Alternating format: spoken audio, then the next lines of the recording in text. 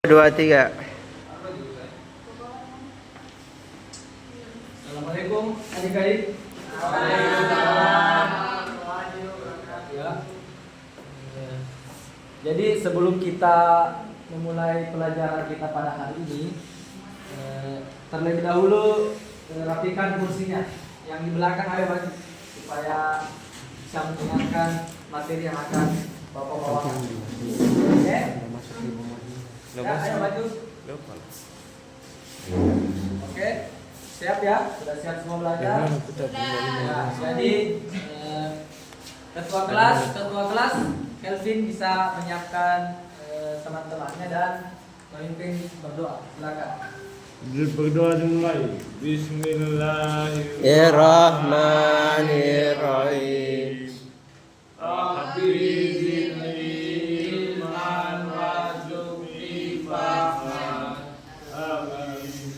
Oke. Sebelum kita mulai, Bapak absen terlebih dahulu ya kehadirannya. Muhammad Asidik, Arif Pak, Kelvin, Aduh Pak. Kurniawan, Dir Pak. Elsa Hidayat, Ari Ilyas Budi, Lukman, Zuzan, Iya. Kayaknya tidak masuk. Hendrawan, Hadir Pak. Yang lain mana? Sakit ya? Oke, sakit. Ya, jadi sebelum kita memulai atau masuk di dalam materi kita pada pagi hari ini, Bapak ingin bertanya dulu. Materi yang sebelumnya ada yang masih ingat? Tentang pernikahan, Pak. Oke. Jadi materi sebelumnya tentang pernikahan. Jadi adik-adik ada yang tahu apa itu pernikahan? Bersatunya dua insan. Kelvin, Bersatunya dua insan. bersatunya dua Insan. insan. Ada yang lain? Ya, ikatan lahir dan mati. Dan juga pernikahan itu juga merupakan penyempurna daripada ibadah kita yang dianjurkan oleh Rasulullah SAW. Oke, selanjutnya kita akan masuk pada materi. Tapi sebelum kita masuk kepada materi, terlebih dahulu kita breaking dulu ya, agar teman-teman bisa konsentrasi ketika mendengarkan materi yang Bapak sampaikan. Oke? Yuk, silakan berdiri semua. Ayo berdiri. Oke. Bisa? Berdiri. Oke. Jadi breaking kita pada hari ini kita gerak angka. Ada yang tahu? Ice breaking. Belum? Oke. Jadi kita akan bermain tentang angka. Jadi bagaimana kalau angka 1 dalam gestur? 1 toh? 1. Nah, 2 3 toh? Tapi kita tidak menggunakan tangan. Kita menggunakan kepala. Oke? Mulai ya? Mengerti semua toh? Ya. Mulai 2. Ya, 2 begini. Bukan begini. Kan begini dua. Kalau 3 ya. Gitu tuh. 3, 5 ya. 1 9 7. Oke, bentar dulu. Ya. Oke, materi kita pada pagi hari ini itu tentang menghindari sifat hidup dalam berfoya-foya. Jadi, sifat hidup berfoya-foya merupakan salah satu perbuatan yang sangat dilarang oleh Allah Subhanahu wa taala. Yang jauh daripada perbuatan yang terpuji atau bisa dikatakan sebagai perbuatan tercela daripada sifat hidup berfoya-foya. Karena kenapa? Ini karena kebanyakan manusia itu memiliki kecenderungan terhadap harta, uang dan harta yang bersifat duniawi. Meskipun ada manusia yang begitu tertarik dengan harta, ada juga manusia yang memiliki sifat zuhud atau berlaku zuhud dengan lebih mengutamakan kehidupan akhirat. Nah, manusia yang seperti ini yang memiliki perilaku zuhud itu sangat kecil atau sangat kurang dibandingkan dengan orang yang terlalu tertarik dengan harta. Jadi manusia memang secara tabiat itu dikatakan sangat mencintai hartanya, 1 menit sangat mencintai baru 5 harta. menit. Pada saat uang dan hartanya itu melimpah atau banyak.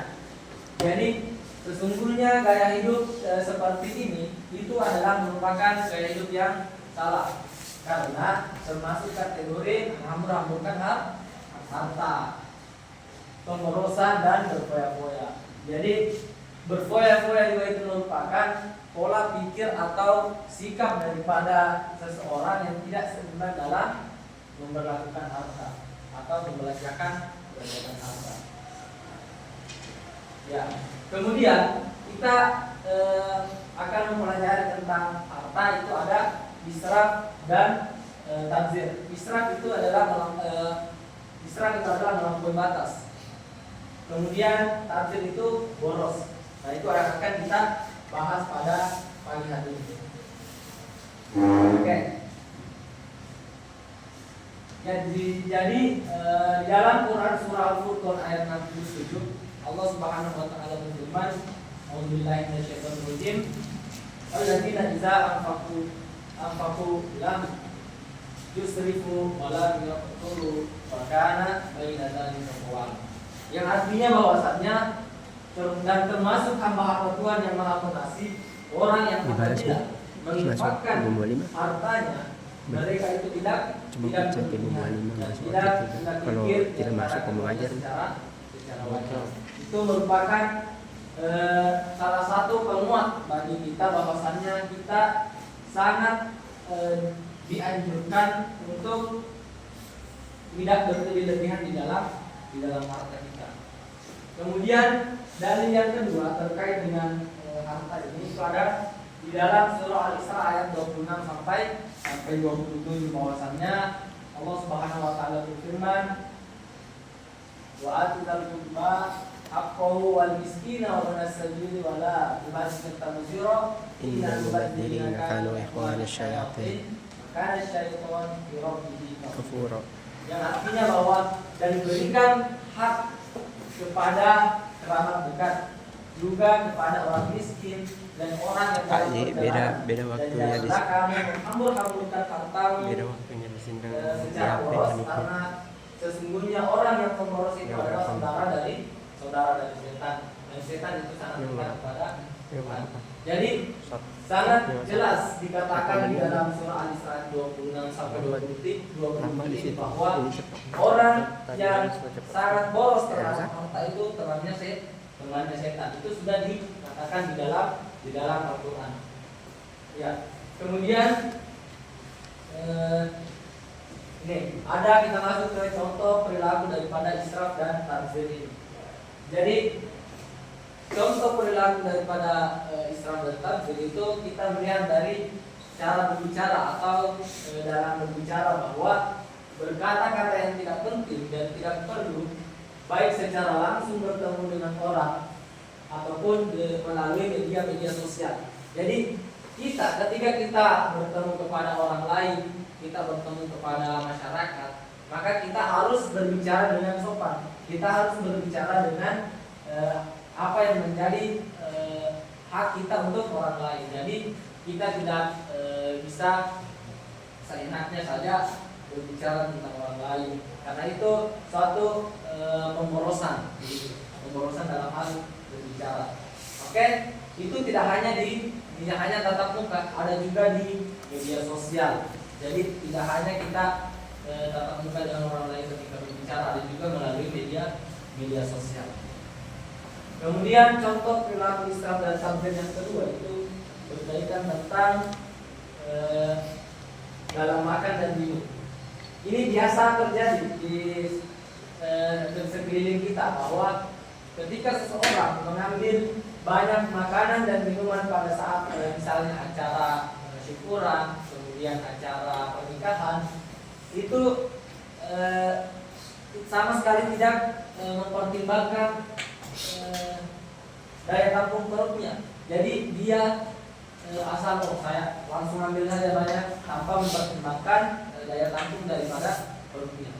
Seharusnya ketika kita menghadiri misalnya suatu syukuran, kemudian suatu pernikahan, kita harus mengambil makanan itu secara cukup saja.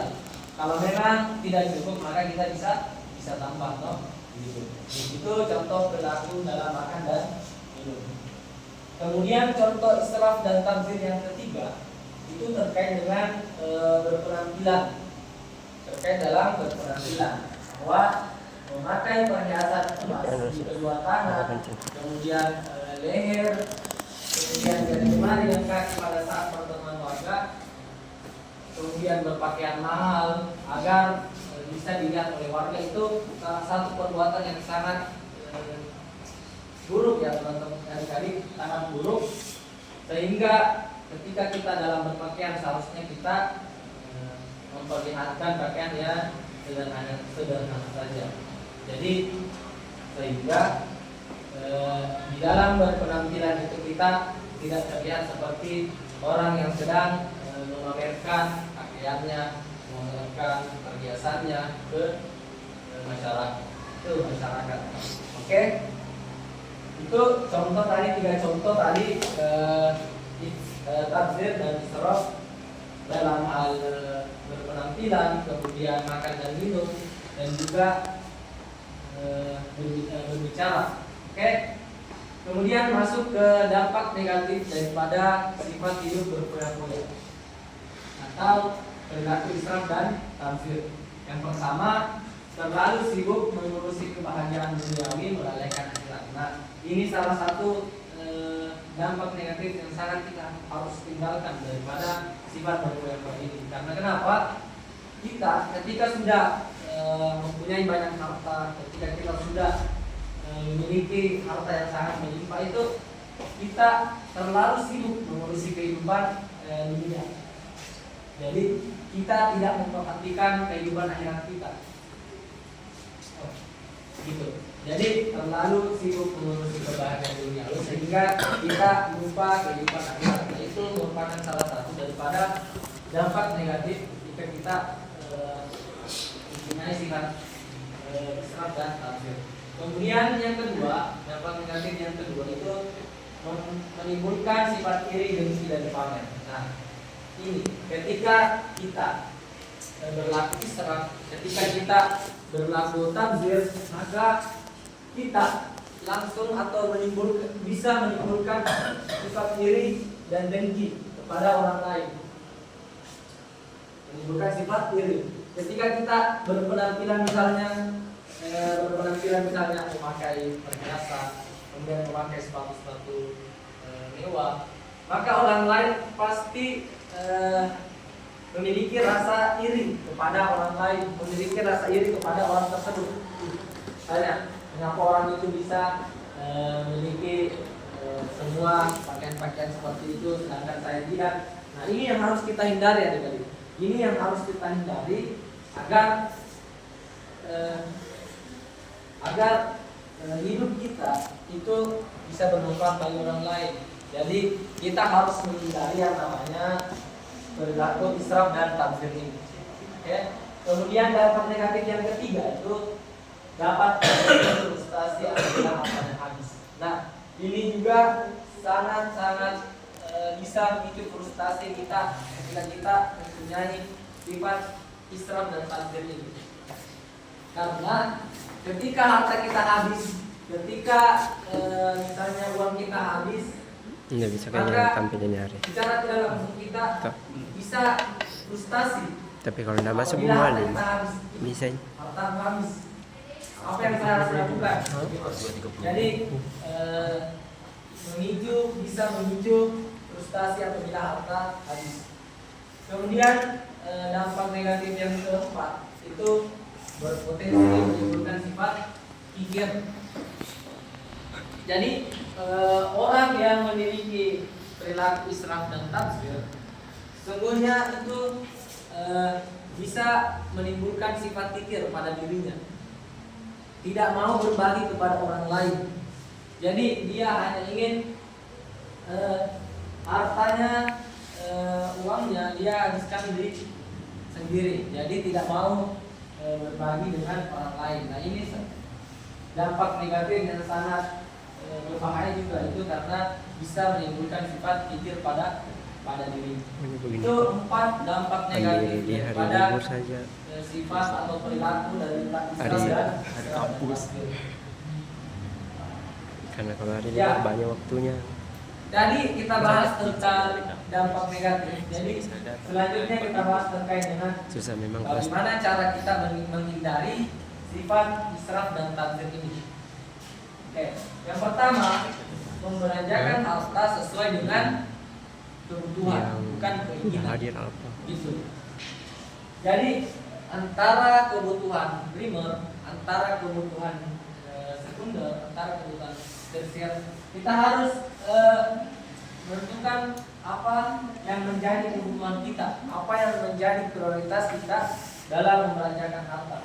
Jadi kita tidak harus mengikuti apa yang menjadi keinginan kita untuk membelanjakan harta, tapi kita lihat prioritas utama kita, yaitu melihat apa kebutuhan sehingga kita akan membelanjakan harta kita. Nah ini satu cara kita menghindari yang namanya sifat hidup berfoya-foya atau perilaku israf dan tabdzir ini. Kemudian yang kedua itu selalu bersyukur. Ketika kita menghindari yang namanya sifat israf dan tabdzir ini, maka kita selalu bersyukur atas nikmat yang diberikan oleh Allah.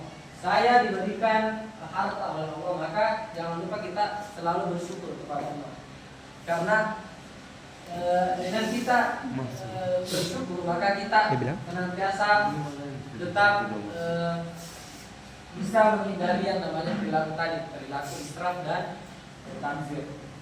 Kemudian yang ketiga itu membiasakan bersedekah dan membantu orang lain. Ya, kalau kita mempunyai sifat atau ketika kita bisa menghindari yang namanya sifat israf dan tabdzir ini, oke, maka kita bisa membiasakan diri kita itu bersedekah. Kita bisa membiasakan diri kita memberi sebagian harta kita kepada orang lain, memberikan sebagian harta kita kepada tetangga kita, misalnya keluarga kita, masyarakat sekitar. Itu merupakan suatu perbuatan yang sangat baik, perbuatan yang sangat terpuji ketika kita bisa bersedekah, membagikan sebagian harta kita kepada masyarakat atau tetangga kita. Ya, kemudian yang keempat itu bertindak selektif dan berencana. Jadi ketika kita bisa menghindari yang namanya sifat israf dan tabdzir, maka kita bisa merencanakan atau kita bisa bertindak secara terencana. Apa yang kita rencanakan ke depannya, apa yang kita akan lakukan ke depannya itu bisa tersusun dengan baik. Itu karena kita bisa menghindari yang namanya sifat israf dan tabdzir ini. Kemudian yang kelima itu ketika kita sudah bisa menghindari yang namanya sifat israf dan tabdzir, maka kita sesungguhnya kita bisa bergaya hidup sederhana. Jadi ketika kita sudah menghindari yang namanya sifat israf dan tabdzir, maka kita bergaya hidupnya itu sederhana. Jadi tidak berlebihan terhadap berpenampilan tadi. Tidak salah satu contohnya tadi itu dalam berpenampilan. Jadi sebaiknya kita memakai pakaian saja yang biasa-biasa saja. Tetap sopan, yang penting tidak memperlihatkan misalnya perhiasan atau apa atau tersebut. Kemudian itu tadi cara menghindari ya. Oke, sampai di sini materi. Ada yang mau ditanyakan? Ada yang mau ditanyakan? Kelvin mungkin? Ada? Kelvin ketua kelasnya ya? Bukan. Walaupun berapa kerasnya. Mungkin ada yang mau ditanyakan? Gimana? Yang lain ada yang mau ditanyakan? Tidak ada? Mulai dari tadi mungkin mau ditanyakan dampaknya atau cara menghindarinya atau apa perbedaan daripada misalnya yang sudah tadi. Oke. Jadi israf itu melampaui batas, sedangkan santri lebih boros. Jadi itu kalau melampaui batas itu terlalu berlebihan di situ. Sementara boros itu menghambur-hamburkan harta. Jadi ini hampir mirip lah. Masih ada perbedaan antara kedua. Ini tadi cara menghindarinya, pertama selalu bersyukur, kemudian berpenampilan sederhana dan lain-lain. Itu merupakan dua cara menghindarinya. Sebenarnya ada banyak kan, ada enam ini cara menghindarinya. Selalu bersyukur, kemudian bersikap rendah hati, ada juga membiasakan bersedekah dan juga berbagi kepada orang lain. Jadi pertanyaan bukan kalau banyak harta. Bagus. Iya. Misalnya kalau misalnya dapat harta yang berlebih ya, kita misalnya harus kita mengembalikan atau membantu orang lain, bisa dalam sedekah misalnya. Begitu. Oke, ada lagi?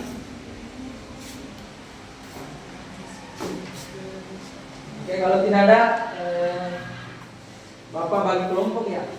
Oke, jadi Bapak bagi 3 kelompok. Kelompok 1 kelompok ini Mawar, kelompok 1 Kelvin, Indra, kelompok 2 ini kelompok 3 ya. Oke? Ya. Oke.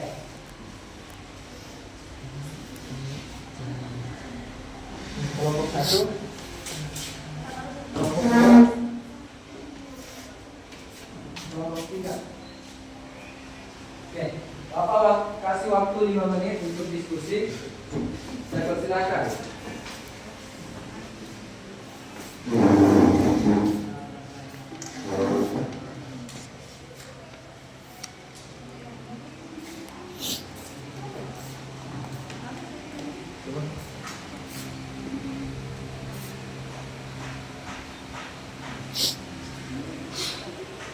Diskusi nih.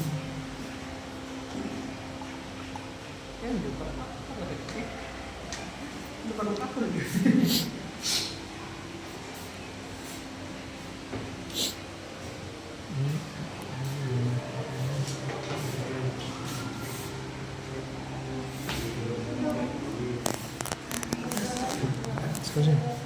Diskusi.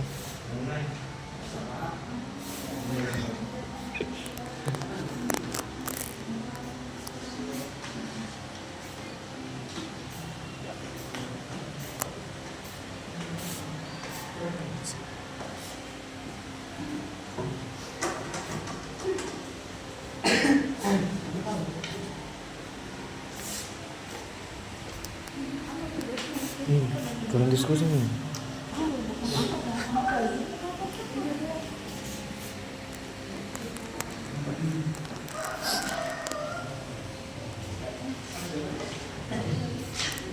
Oke, sudah ya, waktu diskusinya sudah. Jadi kali ini kita setelah diskusi masing-masing ketua kelompok mempresentasikan pertanyaan atau menjawab pertanyaan dari kertas tadi. Mulai dari kelompok 1 silakan. Saya bisa maju ke depan. Yang lain, kelompok lain perhatikan ya. Perhatikan jawaban dari kelompok 1. Saya mau bertanya. Baiklah, di sini saya akan menjawab pertanyaan dari kelompok 2 yaitu kelompok sih. Kelompok 1. Dari kelompok 1 Kamu jawab. Kamu bertanya. Jadi pertanyaannya itu bagaimana bisa mengubah kebiasaan orang tidak berfoya-foya dengan harta. Jadi jawabannya yaitu bisa mulai belajar antara kebutuhan dan keinginan, memprioritaskan kebutuhan daripada keinginan. Kemudian dia juga bisa diajarkan untuk menghargai barang yang sudah dimiliki dan bersyukur dengan apa yang sudah diberikan oleh Allah Subhanahu wa taala. Jangan kita lihat harta orang lain, kalau kita lihat harta orang lain kita tidak bersyukur. Ya, terima kasih. Tangan kelompok 1. Selanjutnya kelompok 2. Silakan. Nah, baik, kami dari kelompok 2 dengan cerita yaitu Elsa dan liburan mahalnya. Elsa sering iri ketika melihat teman-temannya untuk pergi berlibur ke tempat-tempat mewah dan juga tempat-tempat luar biasa lainnya. Kemudian dia pun mulai memaksa orang tuanya untuk membawa ke tempat yang serupa. Padahal keluarganya sedang menabung untuk membayar biaya sang Elsa. Pertanyaannya ialah, apa yang bisa Elsa lakukan agar tidak memaksakan kehendak kepada orang lain? Hal yang pertama adalah sadar diri. Ketika dalam kondisi keuangan yang tidak baik, seharusnya kita menyadari hal tersebut dan tidak terlalu memaksakan hal-hal yang tidak dapat dipenuhi oleh kedua orang tua. Banyak kok libur-liburan yang bisa kita lakukan atau kegiatan yang bisa kita lakukan di rumah tanpa perlu ke tempat-tempat yang mahal. Sebenarnya itu hanya sama saja. Itu hanya untuk pamer saja sebenarnya. Contoh kayak ke Hawaii, mungkin padahal bisa ke Kali Lampung dan sebagainya. Oke, terima kasih. Upload dulu untuk kelompok 2. Upload dulu untuk kelompok 2. Aduh. Kemudian kelompok 3, ayo. Perwakilan kelompok 3. Bisa. Kelompok 3, bisa lagi. Ya. Perhatikan ya kelompok lain.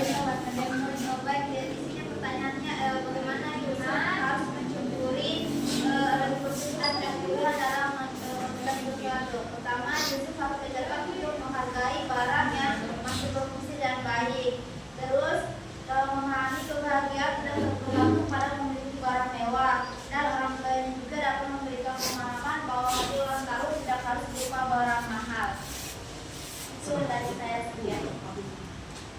Oke, tepuk tangan untuk kelompok 3. Jadi semuanya sudah presentasi ya dari kelompok 1 sampai 3. Itu pertanyaan terkait dengan perilaku, sifat, istilah dan tafsir. Oke. Jadi itu saja materi dari Bapak terkait dengan cara menghindari atau menghindari yang namanya sifat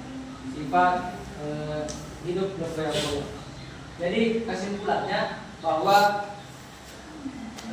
sifat hidup berfoya-foya ini merupakan perbuatan yang tercela, perbuatan yang sangat tidak dianjurkan untuk dilakukan. Jadi salah satu dampak daripada ketika kita memiliki sifat israf dan tafsir ini adalah itu kita gampang mendapatkan sifat kikir. Jadi ketika kita berperilaku israf dan tafsir itu kita bisa gampang sekali memiliki sifat kikir, tidak mau berbagi kepada orang lain. Kemudian bagaimana cara kita menghindari yang namanya israf dan tafsir ini? Itu salah satunya itu kita harus selalu bersyukur kepada Allah Subhanahu wa taala. Selalu mensyukuri nikmat Allah, selalu mensyukuri apa yang diberikan oleh Allah. Dengan bersyukur maka kita bisa menghindari yang namanya sifat israf dan tafsir. Kemudian kita membiasakan bersedekah, kita membiasakan membagikan harta kita kepada tetangga kita, membagikan harta kita kepada keluarga kita, teman-teman ataupun orang lain. Nah itu salah satu cara juga kita menghindari yang namanya sifat israf dan tafsir. Oke, sebelum Bapak menutup pertemuan kita pada hari ini, Bapak ada sedikit quotes ya. bahwa ada dua tipe orang di dunia ini. Orang yang pertama orang yang mimpi, dan yang kedua adalah orang yang bangun untuk mewujudkannya. Sekian dari Bapak. Billahi bisalil haq, wastabiqul khairat. Wassalamualaikum warahmatullahi wabarakatuh. Waalaikumsalam warahmatullahi wabarakatuh.